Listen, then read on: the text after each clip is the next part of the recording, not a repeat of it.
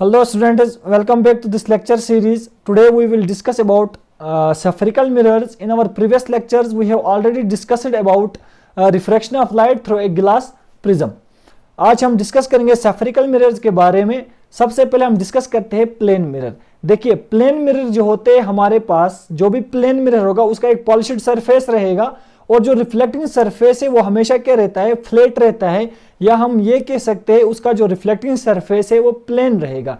देखिए कैसे, ये मान लीजिए हमारे पास कोई एक प्लेन मिरर है, ये वन साइडेड पॉलिश्ड रहेगा और जो इसका रिफ्लेक्टिंग सरफेस रहेगा ये हमेशा क्या रहेगा, फ्लैट रहेगा. या हम ये कह सकते हैं जो रिफ्लेक्टिंग सरफेस प्लेन मिरर की होगी वो क्या रहेगी, प्लेन. कोई भी कर्व्ड सरफेस प्लेन मिरर के अंदर नहीं होगी. इसकी हमेशा रिफ्लेक्टिंग सरफेस या तो फ्लैट होगी या हम ये कह सकते हैं प्लेन सरफेस होगी. ये हमारा था प्लेन मिरर. इसके कुछ कैरेक्टरिस्टिक्स होते हैं. जैसे देखिए, ये मान लीजिए हमने यहां पे कोई एक ऑब्जेक्ट रखा, ये ट्रायंगल हमने यहां पे बनाई. जब हम इस चीज को, इस ट्रायंगल को इस प्लेन मिरर के अंदर देखने की कोशिश करेंगे तो हमें ये कुछ इस तरह यहां पे बनती हुई दिखेगी. जब हम इस ऑब्जेक्ट को मिरर के अंदर देखने की कोशिश कर रहे हैं, हमें इस ऑब्जेक्ट की इमेज कहां पे बनती हुई दिख रही है, बिहाइंड द मिरर. तो पहला कैरेक्टरिस्टिक या हम ये कह सकते हैं जो भी ऑब्जेक्ट का इमेज बनेगा वो behind the mirror. Behind the mirror किसी भी ऑब्जेक्ट का इमेज बनते हुए नजर आ रहा है. जितना हाइट इस ऑब्जेक्ट का होगा, ये मान लीजिए इस ऑब्जेक्ट का हाइट h है, तो उतना ही बड़ा हमें इमेज भी दिखेगा. तो हम ये कह सकते हैं कि ऑब्जेक्ट की जितनी हाइट होती है उतनी ही प्लेन मिरर के अंदर किसकी हाइट रहती है, इमेज की. तो ऑब्जेक्ट हाइट बराबर होगी इमेज की हाइट के. जितने डिस्टेंस पे हम इस ऑब्जेक्ट को इस प्लेन मिरर से रखने की कोशिश करेंगे, मान लीजिए हमने इस ऑब्जेक्ट को यहां से 4 सेंटीमीटर की डिस्टेंस पे रखा हुआ है ऑब्जेक्ट को प्लेन मिरर से, तो इस ऑब्जेक्ट की इमेज जो है वो भी 4 सेंटीमीटर ही दिखेगी. ये भी 4 सेंटीमीटर इस ऑब्जेक्ट की जो इमेज है, इस ऑब्जेक्ट की जो इमेज यहां पे बनी है, जो वर्चुअल इमेज है, वो क्या दिखेगी, वो भी 4 सेंटीमीटर ही दूर होगी. तो हम ये कह सकते हैं ऑब्जेक्ट की डिस्टेंस जो होगी, object distance is equal to image distance. तो यहां पे फिर से एक बार हम इसको रिवाइज करते हैं. प्लेन मिरर हम उन मिरर्स को कहते हैं जिनका रिफ्लेक्टिंग सरफेस या तो फ्लैट रहेगा या हम ये कह सकते हैं प्लेन रहता है. कैरेक्टरिस्टिक्स क्या होंगे, जितना ऑब्जेक्ट का हाइट रहेगा उतना इमेज का हाइट रहेगा. जितना डिस्टेंस ऑब्जेक्ट से लेके प्लेन मिरर तक होगा उतनी ही इमेज की डिस्टेंस होगी. और जो ऑब्जेक्ट यहां पे, मान लीजिए यहां पे हमने ऑब्जेक्ट रखा है, इसकी इमेज हमें यहां पे दिख रही है, बिहाइंड द मिरर दिख रही है. ये जो ऑब्जेक्ट की इमेज बिहाइंड द मिरर बनी है ये वर्चुअल और इरेक्ट रहती है. हमेशा प्लेन मिरर के अंदर जो भी इमेज बनेगी वो वर्चुअल होती है, वर्चुअल इमेज. वर्चुअल इमेजेस क्या होती है, वर्चुअल इमेजेस उन्हें हम कहते हैं जो रियल लाइफ में नहीं होती है. या हम ये कह सकते हैं अगर इस ऑब्जेक्ट की इमेज यहां पे बनी है, ये हमें कहां पे दिख रही है, बिहाइंड द मिरर बनती हुई दिख रही है, लेकिन मिरर तो यहां पे है, यहां पे बनना चाहिए था, लेकिन ये हमें दिख कहां पे रहा है, बिहाइंड द मिरर. तो इमेजिन कर सकते हैं, हमारा माइंड सिर्फ इमेजिन करता है कि इस ऑब्जेक्ट की इमेज जो है वो बिहाइंड द मिरर बनी है. इन्हें हम वर्चुअल इमेजेस कहते हैं जो कि रियल में नहीं होती है. अगर हम सपोज मान लीजिए अगर किसी को समझ में इस तरह नहीं आ रहा है कि बिहाइंड द मिरर किस तरह बन रही है, तो हम इस चीज को थोड़ा सा डायग्राम की मदद से समझने की कोशिश करते हैं. मान लीजिए हमने इस ऑब्जेक्ट को यहां पे रख लिया है. ये ऑब्जेक्ट अगर यहां पे है, ये मान लीजिए एक इंसिडेंट रे यहां से निकल के यहां पे स्ट्राइक कर रही है प्लेन मिरर के ऊपर. यहां पे मान लीजिए हम यहां पे खड़े हैं और यहां से हम इस चीज को देखने की कोशिश कर रहे हैं. किस चीज को, इस ऑब्जेक्ट को देखने की कोशिश हम कर रहे हैं. तो मान लीजिए ऑब्जेक्ट से एक इंसिडेंट रे स्ट्राइक होके हमारे आईज के अंदर आ रही है, यहां पे एक रे ऑफ लाइट दूसरी रे ऑफ लाइट यहां से निकल के ये भी हम यहां पे रिफ्लेक्ट होने, यहां से प्लेन मिरर से रिफ्लेक्ट होने के बाद हमारी आंखों के ऊपर पड़ रही है। अब हम कोशिश कर रहे हैं इस ऑब्जेक्ट को देखने की, कहां पे, मिरर के अंदर। तो हमें ये किस तरह दिख रही है, ये देखिए यहां पे अगर हम इस चीज पे नजर, शीशे पे यहां पे देखने की कोशिश करेंगे तो ये चीज को अगर हम एक्सटेंड करेंगे और इस रे ऑफ लाइट को भी एक्सटेंड करेंगे तो हकीकत में हमें इस ऑब्जेक्ट की इमेज कहां पे दिख रही है, यहां पे दिख रही है। तो इन्हीं को हम वर्चुअल इमेजेस कहते हैं, जो बिहाइंड द मिरर बनती हुई दिख रही है लेकिन हकीकत में वहां पे नहीं होती है।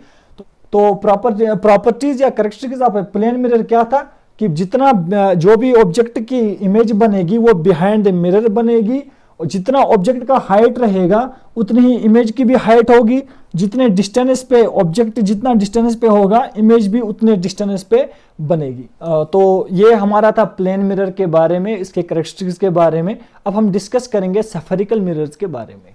स्फेरिकल मिरर्स क्या होते हैं, जिनका रिफ्लेक्टिंग सरफेस जो है वो कर्व्ड रहेगा, या तो इनवर्ड्स रहेगा या तो आउटवर्ड्स रहेगा, लेकिन क्या रहेंगे, ये पार्ट ऑफ हॉलो स्फीयर। देखिए मान लीजिए हमारे पास एक यहाँ पे कोई एक हॉलो स्फीयर है।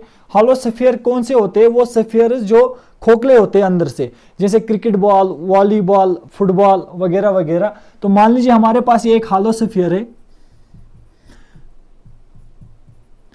आप इस तरह भी समझ सकते हो। मान लीजिए हमारे पास एक क्रिकेट बॉल है, ये बीच में से टूट गई।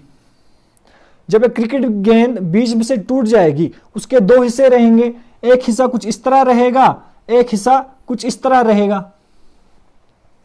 ये दोनों हिस्से टूटे हैं, किससे, एक गेंद से। अगर इन दोनों को जोड़ने की कोशिश करूंगा, एक वापस से क्या बनेगा, एक हॉलो स्फीयर बनेगा। तो हम ये कह सकते हैं चाहे ये वाला कर्व्ड सरफेस हो या ये वाला कर्व्ड सरफेस हो, दोनों क्या है, पार्ट ऑफ हॉलो स्फीयर है। तो जो कर्व्ड इस तरह रहेगा ये कहलाता है हमारा कनकेव मिरर, कनकेव मिरर। तो सबसे पहले हम इसी को देखते हैं। कनकेव मिरर्स हम किन्हें कहते हैं, concave mirrors are those mirrors whose outer surface is polished and inner surface is reflecting surface। देखिए यहां पे जो कनकेव मिरर्स होते हैं उनका जो बाहर वाला हिस्सा रहेगा, बाहर वाली जो सरफेस रहेगी, आउटर सरफेस, आउटर सरफेस ये पॉलिश्ड रहती है, और जो इनर सरफेस रहेगी इस कनकेव मिरर की, इनर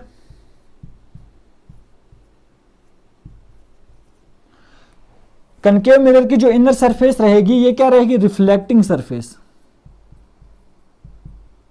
रिफ्लेक्टिंग सरफेस। तो अब जो ये वाला पार्ट रहेगा, ये वाला कर्व रहेगा, ये भी पार्ट ऑफ हॉलो स्फीयर है। ये हमारा क्या कहलाता है, कन्वेक्स मिरर। कन्वेक्स मिरर हम किन्हें कहते हैं, convex mirrors are those mirrors whose outer surface is reflecting surface and inner surface is polished। तो ये हमारे पास मान लीजिए कन्वेक्स मिरर है। कन्वेक्स मिरर का जो इनर सरफेस है वो क्या रहेगा, पॉलिश्ड रहेगा, इनर सरफेस ये क्या रहेगा, पॉलिश्ड। और जो इसका आउटर सरफेस रहेगा ये हमारा क्या रहेगा, रिफ्लेक्टिंग सरफेस, रिफ्लेक्टिंग सरफेस। कौन सा, आउटवर्ड्स। तो हम इसको किस तरह कह सकते हैं, अब हम कनकेव मिरर और कन्वेक्स दोनों को डिफाइन किस तरह कर सकते हैं कि जो हमारे कनकेव मिरर्स है ये क्या है, कनकेव मिरर क्या है हमारा, part of hollow sphere. It is a part of hollow sphere whose outer surface is polished and inner surface is reflecting surface। Convex mirror को हम किस तरह डिफाइन कर सकते हैं, कन्वेक्स मिरर्स ये भी क्या है, पार्ट ऑफ हॉलो स्फीयर। तो कन्वेक्स मिरर को डिफाइन अगर हम करेंगे, it is a part of hollow sphere whose outer surface is reflecting while inner surface is polished। ये था कनकेव और कन्वेक्स मिरर के बारे में। नोट्स बनाने की जरूरत नहीं है, डिस्क्रिप्शन में एक लिंक दिया होगा, आप वहां से नोट्स आराम से बना सकते हो। यहाँ पे आप कोशिश किया करो कि चीज़ों को समझने की कोशिश किया करो यहाँ पे, तो नोट्स आप वहां से आराम से बना सकते हो। तो अब यहाँ पे कनकेव मिरर और कन्वेक्स मिरर हमने जो डिस्कस किया, इसके कुछ यूजेस देखते हैं। तो यहाँ पे सबसे पहले कनकेव मिरर के यूजेस देखते हैं। कनकेव मिरर्स कौन से मिरर्स थे हमने वो देखा। कनकेव मिरर को इस्तेमाल कहाँ पे किया जाता है? कनकेव मिरर को हम टॉर्चेस के अंदर इस्तेमाल कर सकते हैं, सोलर फर्नेसेस के अंदर, व्हीकल्स के अंदर, एज हेडलाइट, शेविंग माइनर्स। देखिए कनकेव मिरर जो है इनके बहुत सारे यूजेस है, हम कुछ ही यहाँ पे डिस्कस करेंगे, बाकी आप खुद भी कर सकते हो। कनकेव मिरर के यूज इनको हम टार्च के अंदर इस्तेमाल कर सकते हैं, सोलर फर्नेसेस के अंदर इस्तेमाल कर सकते हैं, व्हीकल्स के अंदर कर सकते हैं, as a headlight, shaving mirrors के अंदर इस्तेमाल करते हैं। अब हम डिस्कस करेंगे कन्वेक्स मिरर के यूजेस के बारे में। कन्वेक्स मिरर को हम कहाँ कहाँ पे इस्तेमाल कर सकते हैं? कन्वेक्स मिरर्स के यूजेस, कन्वेक्स मिरर्स को हम कहाँ पे इस्तेमाल करते हैं? Convex mirrors are used in vehicles as rear view mirror that we can see larger area. Convex mirror को हम कहाँ पे गाड़ियों में इस्तेमाल, गाड़ियों के अंदर इस्तेमाल करते हैं as rear view mirror. Rear mirror कौन सा होता है? साइड शीशा। वहाँ पे किस लिए इस्तेमाल करते हैं? ताकि हम वाइड एरिया को आराम से देख सकते हैं। तो it can be used in vehicles as rear view mirror, rear view mirror.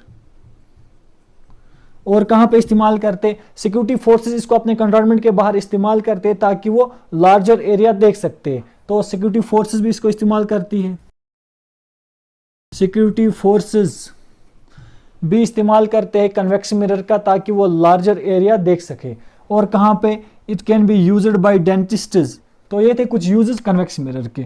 तो कनकेव मिरर के अंदर जो uses, it can be used in torches, it can be used in solar furnaces, it can be used in vehicles as headlight, it can be used in shaving mirrors. Convex mirror के uses क्या थे?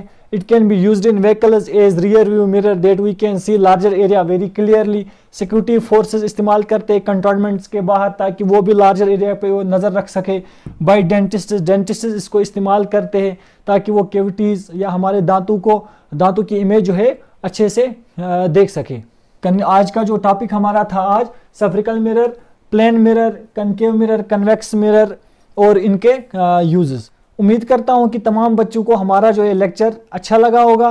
किसी भी बच्चे को अगर कोई भी डाउट इन लेक्चर के रिगार्डिंग रहता है या किसी भी लेक्चर के अंदर उसके डाउट्स रहते हैं तो वो कमेंट सेक्शन में कमेंट कर सकता है। हम नेक्स्ट लेक्चर के अंदर उनके वो सबसे पहले उनके डाउट्स क्लियर किया करेंगे, उसके बाद लेक्चर स्टार्ट किया करेंगे। नोट्स बनाने के लिए लिंक डिस्क्रिप्शन में दी होगी, आप वहां से नोट्स बना सकते हो और हमारे चैनल को सब्सक्राइब ज़रूर करिएगा।